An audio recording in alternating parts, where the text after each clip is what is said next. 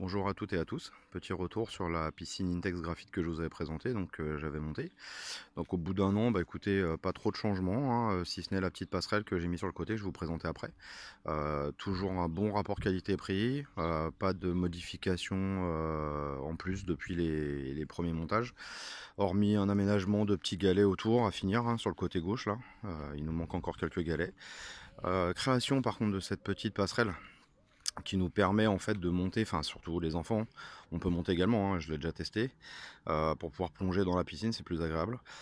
Petit bémol sur l'escalier, hein, j'avais utilisé deux types de bois, du bois sur le côté pour faire les longueurs là, qui tient. Par contre celui-ci ne tient pas bien. En fait effectivement avec l'eau stagnante dessus, bah, du coup ça se bouge et ça se maintient pas bien. Donc ça c'est à refaire, je l'ai déjà refait une fois, je vais le refaire une deuxième fois je pense. Faut vraiment utiliser un bois, pas de l'aglo, pas du composite, faut vraiment acheter un morceau de chêne, le couper et puis bien le mettre. Après moi c'est pareil, hein, au niveau de l'épaisseur, je vais vous montrer par dessus, ça manque un peu de portant à ce niveau là. Il aurait fallu que je vienne un peu plus en débordement à ce niveau là je pense, pour avoir un meilleur appui. Et surtout n'hésitez pas à visser de chaque côté, ce que j'avais fait, des vis ici. Alors prenez plutôt des vis inox, hein, vous voyez les vis le roi Merlin bas de gamme, ça rouille à un moment donné avec la flotte et puis ça pourrit, puis l'eau s'infiltre en fait à l'intérieur. Donc la petite margelle, hein, il me manque encore quelques petites retouches de peinture qui n'étaient pas accessibles sur le côté. Donc voilà. N'hésitez pas, merci pour vos commentaires, et puis voilà, si je peux vous aider, bah, n'hésitez pas à me demander des petites infos, si je peux, hein, bien sûr. Sinon tout le reste fonctionne très bien. Je vous montrer un petit peu en même temps, on va en profiter. Donc la pompe à chaleur qui tourne toujours. Voilà, c'est un petit peu le bazar avec les tuyaux parce que j'ai tondu hier. Hop.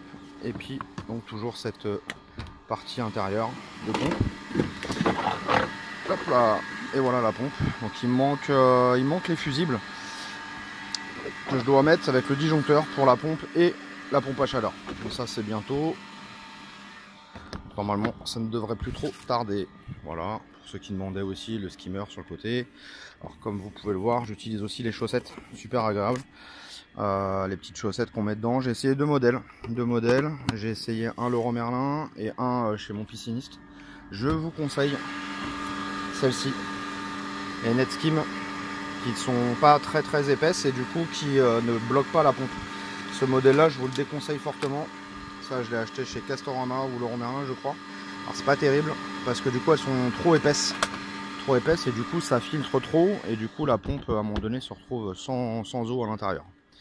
Donc voilà pour les infos. Je vous souhaite à tous une bonne journée ensoleillée, profitez à fond de votre piscine si vous l'avez montée déjà.